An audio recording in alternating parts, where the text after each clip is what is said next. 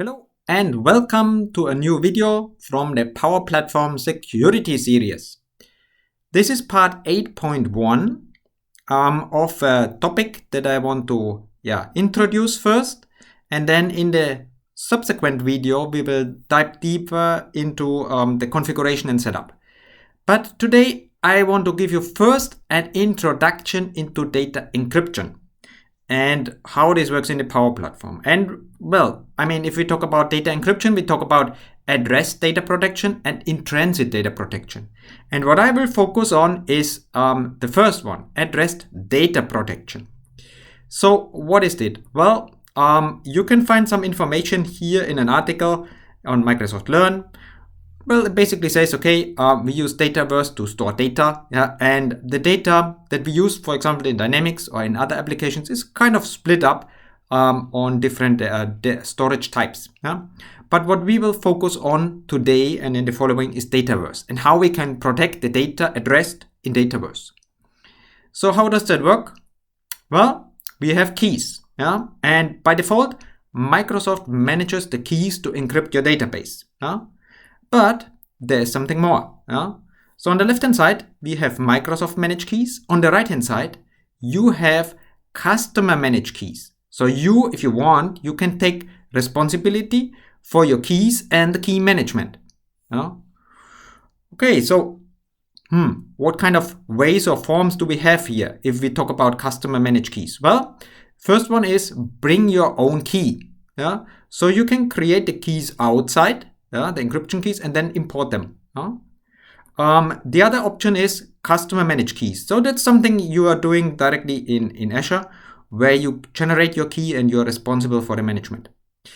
And an important thing is the first one, bring your own key, will be discontinued in 2026. So be careful if you think about that, because you might have to migrate to customer managed keys, as we show it in the lower part. Okay, but then now we know already a bit about data encryption, but well, what is that actually with these customer managed keys? First question is, why would I need these customer managed keys? Well, in some countries or areas you have requirements, legal requirements, where you have to use that. It gives you kind of flexibility and control over your keys.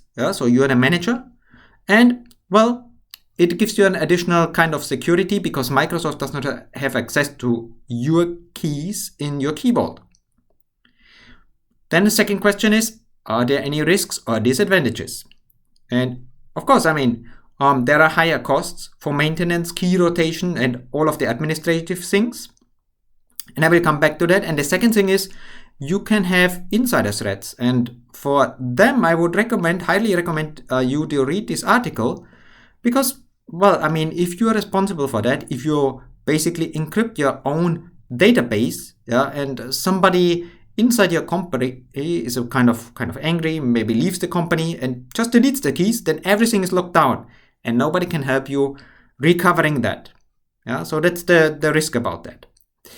Then next thing, what kind of costs do we have? Of course, we require managed environments.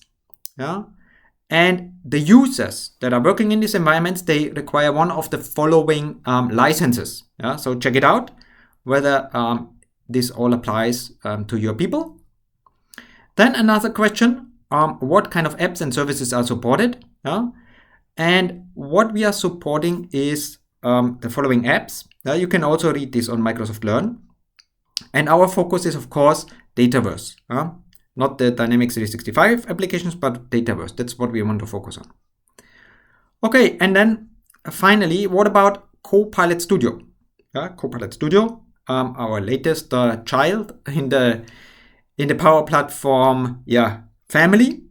And here the thing is that everything that is stored in Dataverse will be encrypted with your key. Everything outside, for example, some kind of runtime infrastructure, bot services, and everything outside of Dataverse will be encrypted with the Microsoft managed keys. Okay, so that's it for a short intro about these customer managed keys and why you would need them. And in the second part, I will give you an idea how to configure and set up the whole thing. Yeah? But till then, thanks for watching and listening, and see you in the second part.